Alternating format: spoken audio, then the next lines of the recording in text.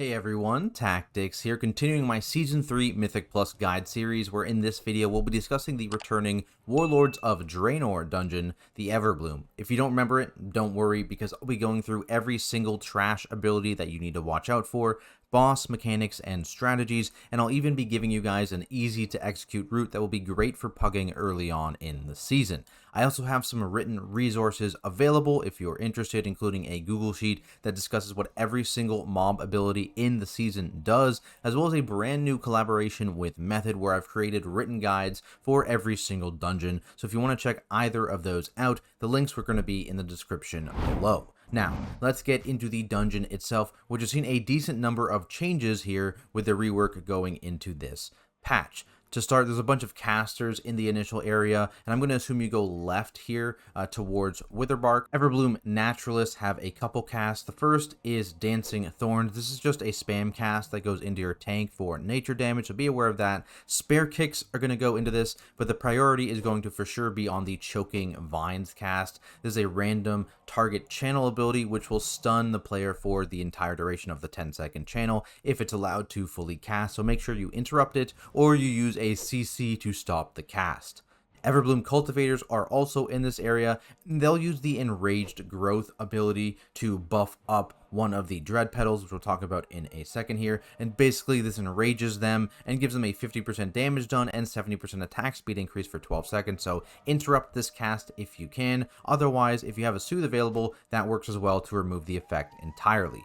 Speaking of those Dread Petals, there's just going to be a bunch of them, pretty high density mobs in this area, and they are just going to stack up a debuff on their auto attacks onto your tank, and it's going to be a 5% slow and damage taken increase for 10 seconds. So obviously, if this gets high, it can be very, very scary. The key here, though, is that you have a movement freeing effect. This can actually clear the debuff entirely because of that slow. So if you have a Blessing of Freedom, if you have a Tiger's Lust, things like that, this can actually clear the debuff entirely and make it much easier to pull a lot of these Dread Petals into packs. Rockspine Stingers are also flying around this area. They have a single ability in Venom Burst, which will cause them to leap to a random player, deal nature damage to them, and then apply an 8-second poison to them that will also splash to anyone within 5 yards. So this is a pretty high priority poison to spell if you have one available. Otherwise, you just want to make sure that the debuffed player is away from the rest of the party so they aren't constantly splashing damage onto them. EVERBLOOM Menders are the final caster in this area, and they have a single ability in Healing Waters, which of course will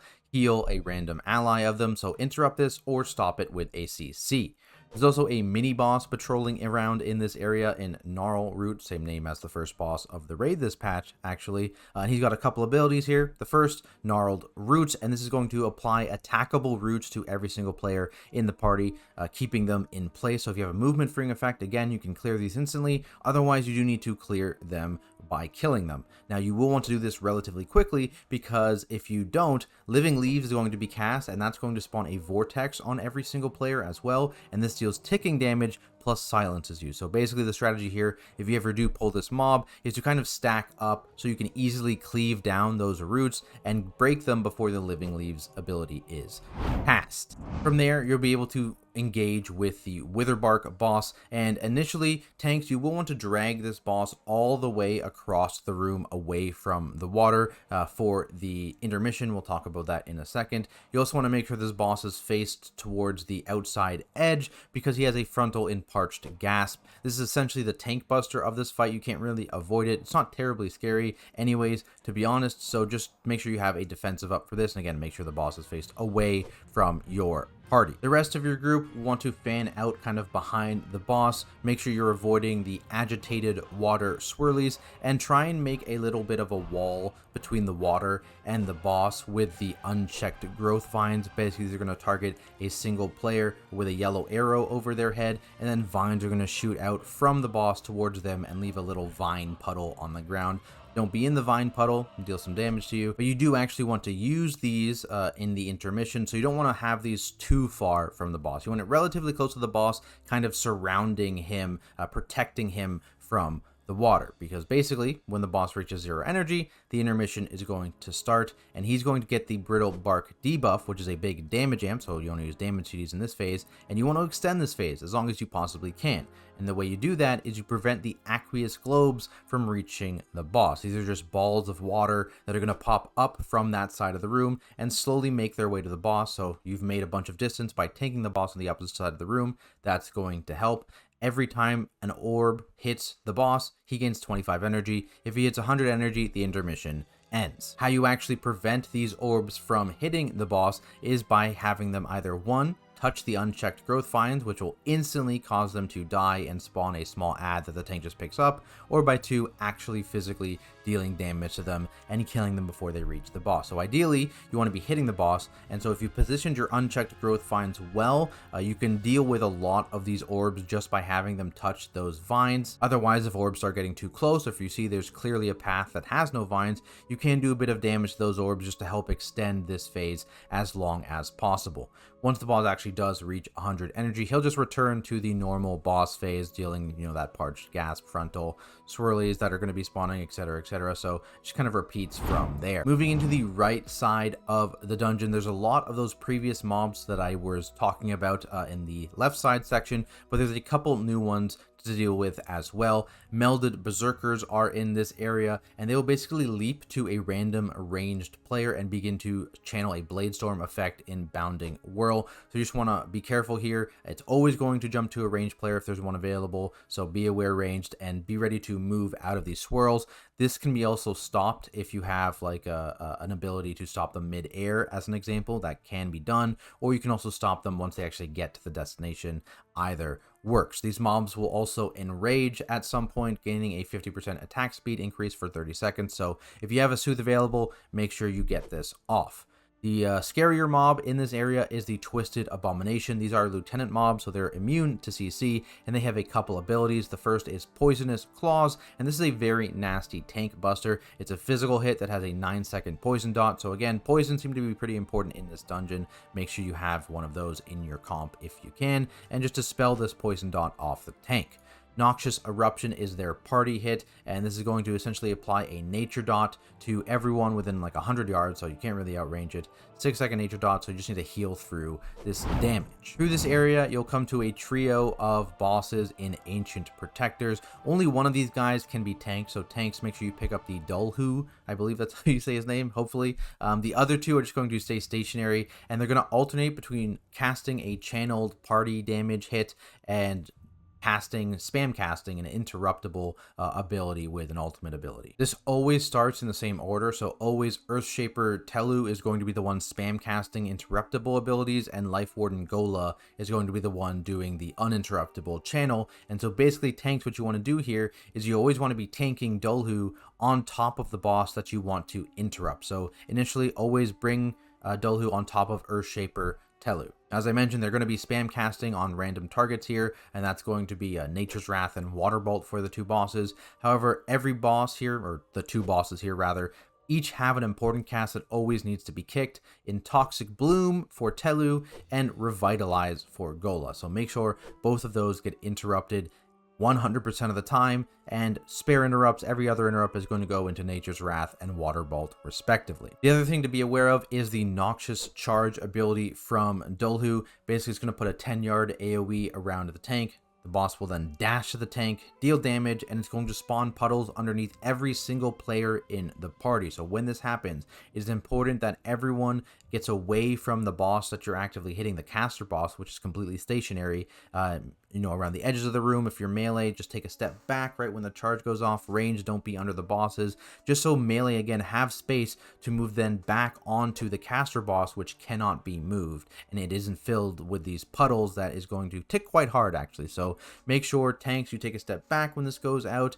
All melee, you take a step back right before the charge goes off. Range, you kind of just chill in the back. And this will give you so much more space than if you're just dropping puddles in melee range every single time. This also hits very hard tank, so make sure every single one of these, you have a defensive up, an external something, because this is how you die on this fight. It's this hit here. Basically how this fight kind of goes, it's a bit of a dance. Like I said, you're going to initially want to tank the boss on top of Earthshaper Telu. You're going to do like one Noxious Charge, and then you'll be there for a little bit longer, and then you're going to move over towards Life Warden Gola, because Earthshaper is going to start their channel, which you can't do anything about, and then Life Warden's going to start doing interruptible casts. So you're kind of dancing back and forth every couple of noxious charges, so be aware of that. You're not necessarily going to be in one spot the whole time, and you kind of want to be focusing the caster bosses, is my opinion here, just because they are much lower health than Dulhu. Dulhu's just going to be cleaved, but the caster bosses, like as soon as you kill one of the casters,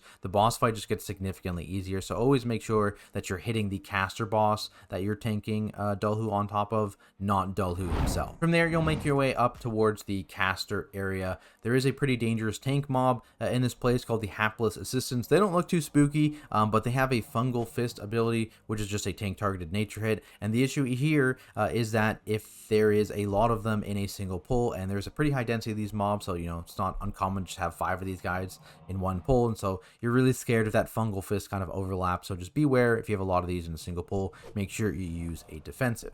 Everyone else is going to be significantly more scared of the caster mobs in this area. Currently on the PTR, every single one of these caster mobs is a lieutenant, so they cannot be stopped or CC'd or anything like that. So that's part of the issue. It's hard to get all the kicks you need because each one also has a random target kick. So let's go through them here. First is the Infested Ice Collar. They've got the Frost Bolt, which is definitely the least dangerous random target kick, so you have to pick one to go off. It would be this one. It's just a frost hit that has a magic slow attached to it. And they also have the ultimate ability Cold Fusion, which is going to spawn orbs around a random player, and these will slowly move inwards, and if you ever get hit, you're going to be stunned for 4 seconds. There's a magic stun as well, so you can dispel both this and the Frostbolt slow. Putrid Pyromancer is the fire guy in this area. Pyroblast is actually quite scary. Another random target hit. It's going to be fire damage and applies a 9-second magic dot, so again, you can dispel it if they aren't one shot by the Pyroblast initially. Cinderbolt Salvo is their ultimate ability, and they're going to just channel here, and it's going to deal fire damage to a random player every like quarter of a second. Just a bunch of quick hits here onto random players, so you just got to heal through that. Finally, there's the Addled Arcanomancer. Their random target hit is Arcane Blast. This is just a straight hit. This is kind of the medium scary one, so scarier than Frostbolt, not as scary as Pyroblast, so interrupt that as well. And then their ultimate is Spatial Disruption, and it's very important to have a ranged player bait this out because this is always going to target the furthest player available. And basically, it's a lethal, like 6-yard AoE when this bolt actually reaches the furthest player available. And so you want to make sure that someone baits it relatively far away and far enough away that they can also get out of that swirly. So, like, for example, if you bait it into melee, it's like instantly detonating basically and killing all of your melee. So not ideal. Make sure someone is baiting that for sure. Then we get to the Archmage Sol boss fight, and this boss has similar abilities that we just covered from those lieutenant mobs, but they've all been kind of slightly altered. And how this fight kind of functions is that every 20 seconds, starting just a few seconds into the fight, Unstable Affinity is going to cause the boss to use one of her ultimate abilities and then remain attuned to that specific element until 20 seconds later when she casts Unstable Affinity again. This always rotates in the same order, so she's going to start with Fire shortly into the fight, and then rotate into Frost, and then rotate from Frost into Arcane, and then repeat again starting with Fire. Starting here with the second ultimate cast, so the first cast is just going to be the fire thing. The second ultimate cast, Growing Infestation, causes the previous ultimate ability to be cast again, meaning outside of the very first ultimate cast of the fight, every single time an ultimate is cast, you're going to be dealing with 2 ultimate abilities at the same time. So when she's attuned to fire, her ultimate is going to be Cinderbolt Storm.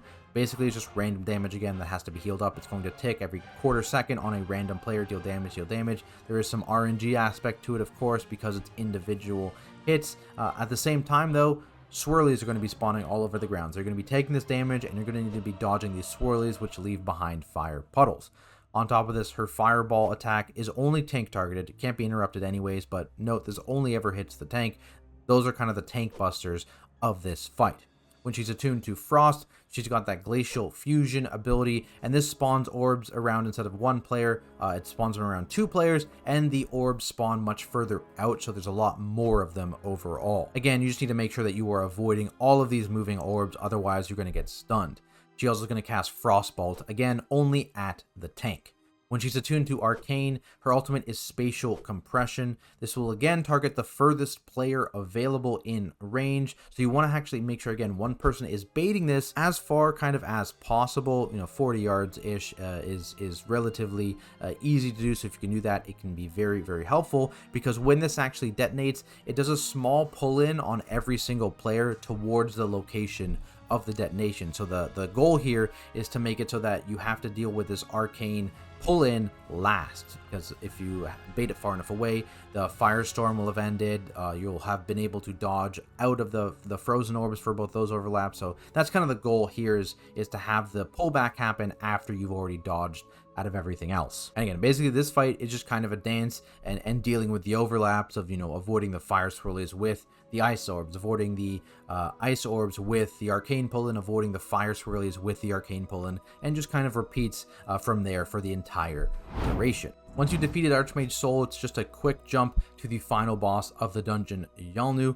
During this fight, you're going to be assisted by several Kirin Tor battle mages, and these guys are just going to constantly be channeling brush fire into the boss, causing him to take 300% increased damage. So it's very, very important that you try and keep these guys active and channeling into the boss, as that will make the boss fight significantly. Now obviously the boss isn't too happy about this damage increase, so occasionally they're going to spawn a Verdant Eruption, just a swirly on the ground, make sure you get out of it, but that's going to spawn a Flourishing Ancient ad, and this is going to focus the Kirin Tor battle mages and prevent them from channeling brush fire into the boss. So you want to make sure that you kill this ad ASAP so that you get your brush fire damage amp back onto the boss. Now this mob isn't tanked, like I mentioned, it just kind of focuses these battle mages, so it doesn't really have aggro, but just do be aware that it will use a frontal and lumbering swipe, so you don't want to be in front of this mob. Make sure you are behind it. Also note that it will deal constant ticking damage to your party while it's alive from Vibrant Flourish.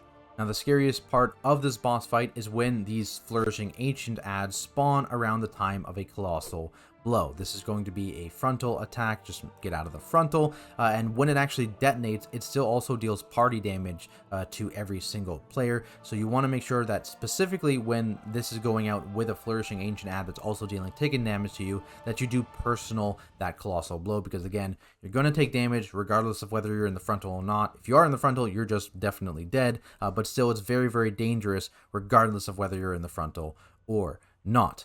Eventually, Yalnu will also start channeling Genesis. This basically just pops up a bunch of lashers on the ground. They're dormant lashers, actually. And you have the entire duration of this cast to actually step on them and prevent them from spawning. If you do miss any, just make sure that the tank picks them up quickly, and you want to focus them down, because there's going to be spam casting Lasher Venom, which can get quite annoying. So just focus these mobs down if you ever do miss any, but ideally make sure you just step on every single dormant lasher. With the ability stuff out of the way, let's go ahead and walk through my pug-friendly route. Reminder, these routes are meant to be easy to execute, so I've avoided things like invisibility skips or big dangerous pulls. However, feel free to adjust as you get more comfortable in the new season. So starting off, I'm going to do a nice little big pull here off the top. Good Bloodlust pull. We pull in one of these patrol mobs over here, so there's going to be one Berserker in it, just be aware of that. Couple kicks. A lot of them are going to be targeted on your tank, and there's one stinger as well. Moving forward here, going to do some smaller pulls, focusing around the edge of the room. And again, these dread petals kind of inflate how big these pulls look. These guys really just hit your tank, so it's just something for tanks to be aware of. Hug around the side here, because this mini boss kind of patrols through this area, and you're going to grab these dread petals and just pull them into this area here with all these 3-packs.